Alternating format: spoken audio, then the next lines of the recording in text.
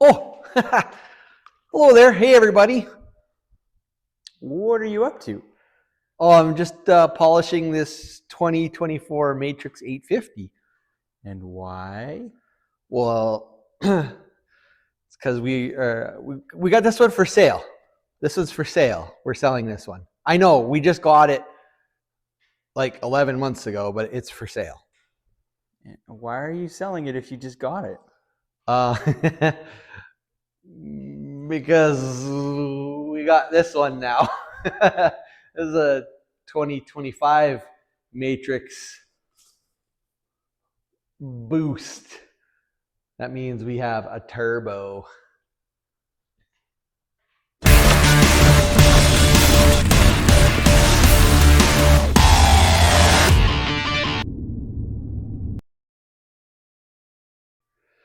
Well, yeah, so in our little intro there, we've got the 2024 naturally aspirated Matryx 850 with the 165 Series 8 2.75 inch lug track that we're selling. And the reason we're selling it is because we got our snow check. And the snow check is the 2025 Matryx 850 Boost, so the turbo, also in the 165 with the 2.75 inch lug Series 8 track. I really wanted this one last year, but I missed my opportunity with the snow check and stuff, and there was none available. So we bought this one, rode it for a year, and now we're selling it, and we're gonna have this one. I know you guys are all thinking, like, well, why don't you keep this one for Link? And I'd love to, but those are just really poor financial decisions. I mean, like, he's not quite there yet. This is a lot of sled for him, but that's okay. He'll get there. You'll get there, Link. Don't worry, buddy. I hope. Yeah, you will. So anyway, we're gonna do a little bit of work to the Boost. We're gonna call this one the Boost. And we're gonna call that one the Matryx. So Matryx and Boost, even though they're both Matrixes. But whatever. Anyway, we're gonna do a little bit of work to this. So we're gonna install the skegs on the skis. We're gonna flip the skis over to skinny mode. We're gonna install the glove box liner. And we're going to show you guys how to put spare belts on there because this one actually has two belts. What do you think, bud? Should we talk about the differences between 2024 and 2025? For sure. All right. Well, let's show the folks at home some of the differences real quick. What do you think? Okay. All right, Dad. Well, what's the difference between the 2024 and the 2025 chassis? Okay. Main difference is one of them is the throttle block and the throttle cable. So you can see how there's this big throttle block and the cable is it's got like a silver cable in there. It's not coated or anything. And it also has like part of the safety switch in there in case this gets frozen. The problem with this throttle block is they haven't changed it in many years, and it's actually builds up a lot of ice and snow kind of in between. It's kind of a pain. And if you look at the 2025, this new throttle block, it's all very open. There's tons of space for snow and everything to come out. And you can see, let me just put my soda pop down. The cable is coated with like a black Teflon style coating. It's very smooth. The old Matryx, it feels like that throttle has got a lighter pull, but this one's definitely smoother. So that's one. The other difference is the running boards. So you can see on the edge of the running board how many little kind of spiky things there are all the way along, and then the direction of these and the width of these cross braces, along with this rear section that you can stand on for doing wheelies. Wheelie! Anyway, so there's that. Now if we come over here and look at the 2025, you can see on this rail, it's missing some of the spiky things. I don't know if I like that. But these are a lot thinner and they're a different angle. And then there's this piece here, which is kind of like on an angle. So the snow that comes down on the side is supposed to fall off. And I know you're probably thinking like, oh, come on, Chris. Like, is that really an issue? Like, seriously? Like, but to tell you the truth, it did happen a lot on that other machine as well as the older Pro. So this I'm actually think is a very good idea. Nice little touch. And then the rear kind of strut is different. Something else that is different. If we look over here, I don't know, maybe can you back up a little, Link, so that folks can see the difference? Is the seat height. So you can see this seat height versus this seat height. They've actually lowered the seat height on the 25s by 1 inch, which I don't know if I like that because I'm a tall guy with really long legs. That seat was super comfortable last year. Just sitting around this one here in the shop, it feels a little stiff. Not sure that I like that, but maybe I could swap seats. I don't know. We'll see what happens. And then another thing too is this bracket here, Link, if you show the folks, this bracket here that holds up the bogies in the back for the top of the track, this bracket is completely different on the new sled. So see, this is it here.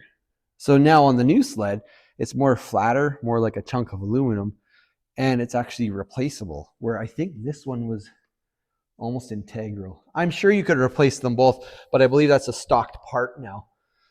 I think that's about it, other than colors and graphics, but I'm not 100% sure. Those are just some of the differences that I know of right off the bat. So other than the graphics and colors and the little updates that we talked about, what are the differences between the two? Oh, okay. Well, they're both manual start sleds. Actually, let's back it up. If the people at home don't know what a snow check is, it's kind of like a pre-order. So you order the snowmobile in the spring, and then it shows up in the fall, and it's like a built to order from the factory. Whereas most in-season sleds are just kind of, they're built and then shipped out to the dealers, and you go and you get what you get.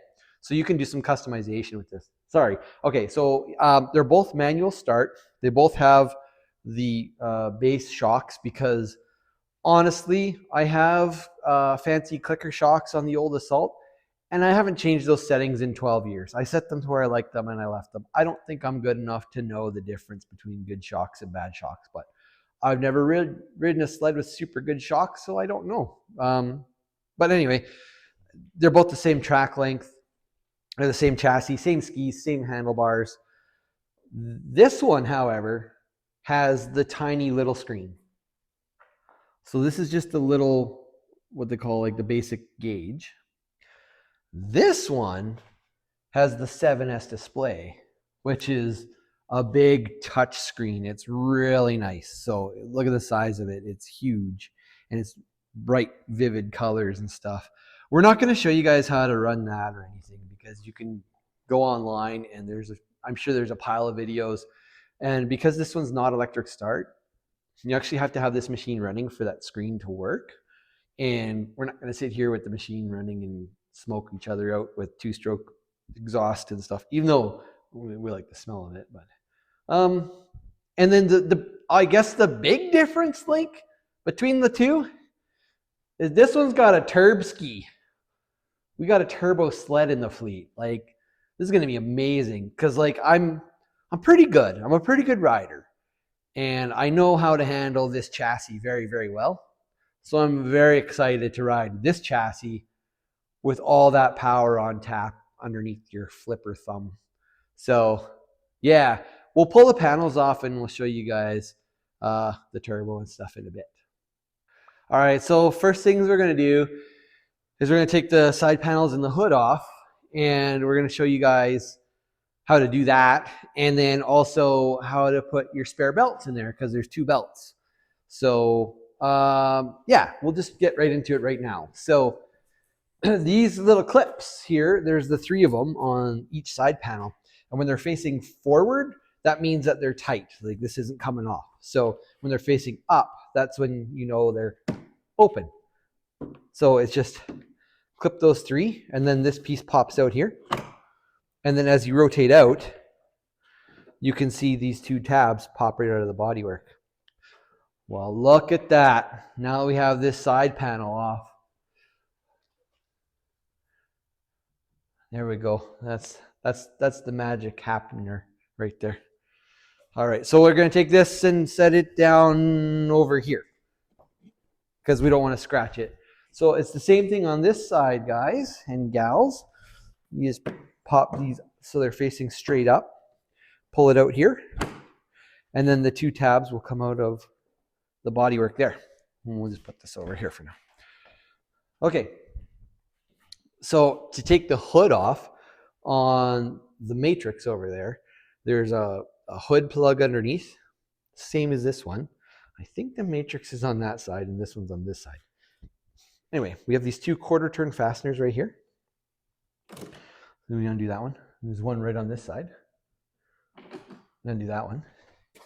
And then right down here, can you show the folks like? There's this plug here. This is the hood plug. So you push the button, pop that off, okay? Now the hood has these round tabs. You got to kind of pop it out of those. And then you just kind of lift the whole thing up and it'll pop out of the front. It's hooked in the front as well. So pop that out. And there we go. So we got the whole hood off. So we're going to set this one over here so it doesn't get scratched or damaged. That's how you get the hood off. All right, so on these Polaris snowmobiles, there's 2 belts. So this is the belt here. You call it your drive belt. This is the one that goes between the clutches, between the engine primary clutch and the driven secondary clutch. This little guy, which is the cogged other drive belt, I guess. Anyway, it replaces the chain case on a typical snowmobile. So this one actually is right down here between these 2 gears. So this one's the jack shaft, which on the other side is attached to the secondary. And this one down here is on the drive shaft, is attached to the track. So this one's called the Quick Drive 2.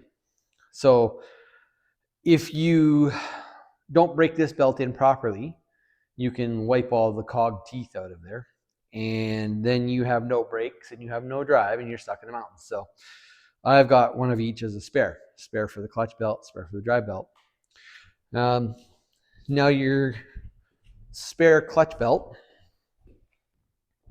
you just fold it in half and you it's kind of tight, but it goes into this holder here. So when you fold it in half, you kind of got to make sure you squeeze it and slide it down inside as best you can. And there we go. That's in place. That's it. Okay. Now, you're like, Chris, where do you put the other drive belt? And it's like, I don't know, because there's no place to store it on these sleds. There's no storage. So what I did on the Matryx, on the old one, and what I'm going to do on this one is you kind of put it over top of this belt holder like so. But if you zip tie it in place so that it doesn't move, it's safe. It doesn't get too close to the pipe. I've heard of this getting out. You can see if it gets too close to the pipe, it can get melted and damaged. Well, on the old 24, I had it on like this and I had it zip tied in place. It didn't move and it's not damaged at all. So that's what we're going to do on this one. We'll just zip tie it in its spot. So we'll do that. And then we'll show you guys how to do a couple other things. All right, so we've got the spare clutch belt in place here in the holder. And then we put the drive belt on top. And so I just ran a zip tie kind of around the whole thing and around the side of the bumper and then one at the top here. And if you look, that thing's pretty stable. Like, I don't think that's popping out of there anytime soon. So there we go. We got to order some new spark plugs to put in here for the spare spark plug holders. And there's also the spark plug wrench that comes with the sled right here. So that's all kind of in that same area. This one takes different spark plugs than the 24, which is kind of a piss off because I bought a lot of spark plugs for that one and I never needed them. I think the reason that this one's different though is because I think they're having problems with break-in and that they were over oiling automatically with the computer and that it was fouling a few plugs. So no big deal.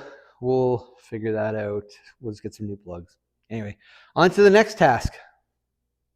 All right, next, we're going to take the skis off and we're going to put them into skinny mode. What do you mean skinny mode? Well, there's these spacers on the sides of the spindle here in the ski. And if you put them both on this side, it moves the ski this way, puts it into skinny mode. If you put them both on this side, it puts it out into fat mode. But right now it's in betweeny mode. So we like our sleds a little more tippy and playful. So we're going to put it into skinny mode. So 16 mil wrench for the bolt head, 15 mil deep socket for the nut on the backside. And this is just like with the dirt bike axles and stuff. You want to keep the order right. So we're going to take these off, and then we're going to put the skegs on, and then we'll put it into skinny mode. But you see, it's just these two pop off, and that slides over. Both of these go on that side. That's how we put it in skinny mode. All right, let's go over to the workbench and put some skegs on. We might as well take this other one off too, hey Link? Yep. And when Lincoln and I took this off, you guys can see all the gravel and dirt inside the ski. I'm not too impressed about that from the dealership that we bought it from, because for one, there's all that dirt and everything in there, so we'll knock that out. But for two, look at this. Look at the ski. Like, seriously? Why? That's bullshit right there. Why would they damage the ski like that?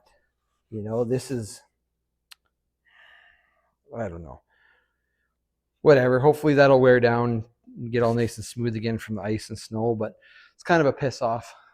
All right, let's put the skegs on, Link.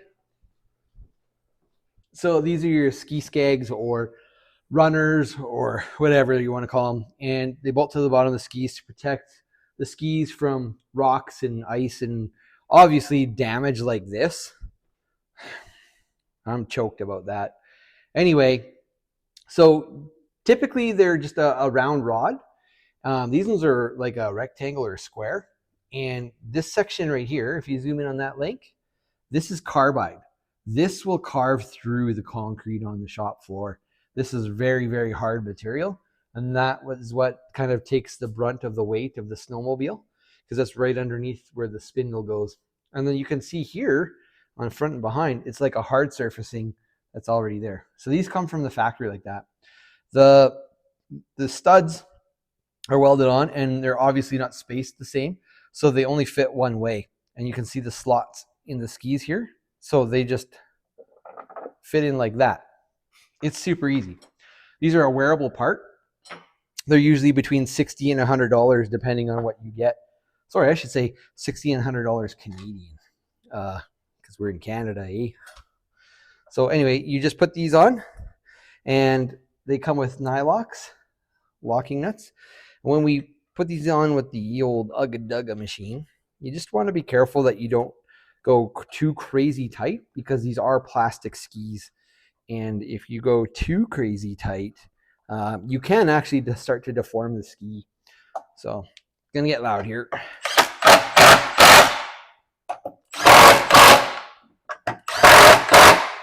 So when you put them on, they got tight, and then you just want to check to make sure you got enough thread engagement through the nylon part of that nut.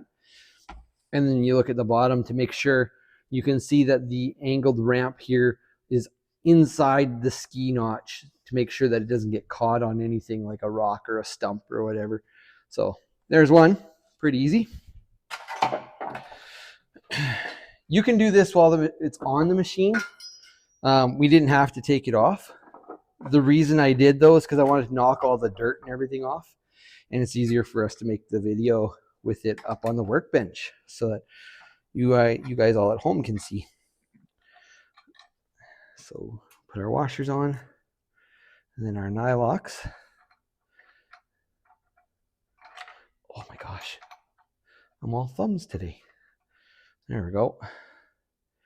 This is like, pretty easy. Like, even if you're not mechanically inclined and you just got a small set of hand tools in your house, garage, or anything like that, it's very easy to do this. I'd say it's a 1 beer job for sure.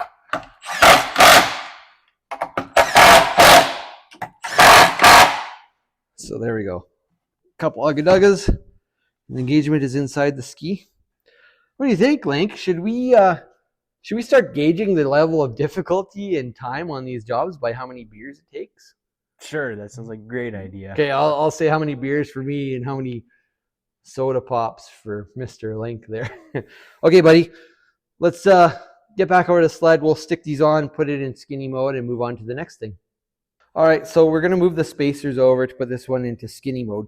And the rubber came out, so make sure you put this in the right way. So it even tells you right there, front. So it's kind of simplified for dummies like us. You put that in the front. Get in there. Okay, it just sits there like that. So now we take the spacers off. And Link had a good point. When I went to put the spacer on like this, he's like, Dad, don't you want to put it on the other way? And I said, well, you would think so, because it looks weird, right? But anyway, so when you have the ski on in the center, if you put that spacer on that side, it moves the ski in. And that's what makes the ski stance skinnier. So anyway, we just put this back up. Bolt back through. Washer and nut. And I left the impact on the bench. Well, let's put the other one back together first. So again, make sure that the rubber goes in the right way. And get the dirt and everything off it. I'm sure it'll get full of dirt after the first ride anyway, but okay. And then we slide this up into place. These ski rubbers are something that are another wearable item that you might have to replace probably every year on a Polaris. I actually carry a spare one in my pack. Okay, let me grab the impact and then we'll tighten that up. All right, now we're going to show you guys how to put the hood back on. But before we do, Link and I kind of looked at this and what do you think, buddy? We decided to put another zip tie, didn't we? Yes, we did. Yeah, so we just put another zip tie around the bumper and the belt right here. Now that thing, that ain't going anywhere. So now it's like double extra insurance. Like, look at the whole machine's moving. Well, it's on the jack, but whatever. You guys get it. So it's not going to come off and get into the exhaust and damage that belt. So there we go. All right, I'm going to grab the hood. It's right here. I'll show you guys how to put it back on. Easy peasy. So when you go to put this on, these tabs right here and these tabs, they pop into these holes and kind of in here, okay? Or sorry, not these holes, in this edge right here. So you just kind of drop it down, kind of just like that, and then these round holes click into place. These quarter turns, you kind of have to lift up on the bottom here. There's one side, and there's the other side. It's that simple. The hood's back on, but don't do like I do every single time and forget to plug the hood in. Because I always do. Oh, see, I went to the wrong side. I always forget to plug the hood in. So right here, it's the hood plug. Make sure you hear the click. That means it's locked in place. So that's done. Side panels. Where do we put those? Okay, here's this side panel. Before I put the side panel on, Link, come over here. Let's show the folks at home one more time. Turbo. Woohoo! All right. So these side panels, they can be tricky when you go to put them on. So you can see this tab fits into this hole, but there's no tab over there. It's different on the other side. So you want to kind of pop that in like that. Okay, and then you bring it up, pop this piece in. Make sure these are pointed up. Oh, see, what is it? There you go, pointed up. And then forward to lock, up, forward to lock, up, forward to lock, just like that. Now, this side fits in different. And this one used to catch us all the time.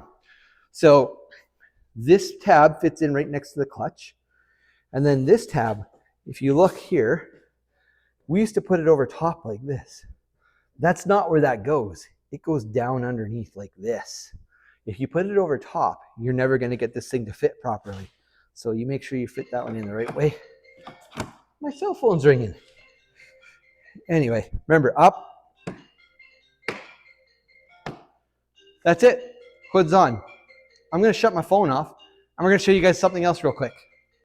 All right, so moving this piece from the old sled to this one, this is like my glove box kind of liner thing. So if you look, there's storage behind the gauge here. So we open this up. Look at that. See how big that is, Link? Look, it's cavernous. You can fit a couple bottles of water or two, all kinds of stuff in there. I like to put a couple snacks in there, sometimes my cell phone, GPS. Sometimes I carry an old digital camera because I'm an old guy, and it works good. If you wreck it, who cares? But this thing is great. It's supposed to be Velcroed in on the top. This is actually made by Polaris. I didn't want to Velcro it in because if you ever want to pull it out for some reason, or sorry, I shouldn't say that. I didn't want to stick it in place because it kind of moves around. I don't know. I just didn't want to.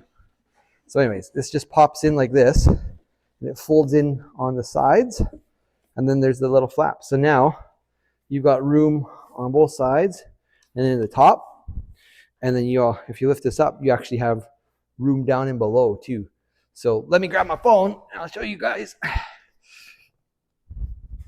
So if you have your phone or something, it just slips into one of these pockets, just like that. It's nice and safe and secure. All right, everyone. That's it for now on the 2025 Matryx Boost. We're going to make some more videos, and we'll show you guys. We're going to order up new front and rear bumpers. We've got a new storage for the back. That's a surprise. We want to show you guys. Probably a new muffler. I'm not sure if we're going to do a clutch kit just yet. And maybe TRS airbox valve, but those are coming down the pipe. We'll make sure we show you guys how they all go together and what we do. So what do we say, Link? See you in the next one. All right.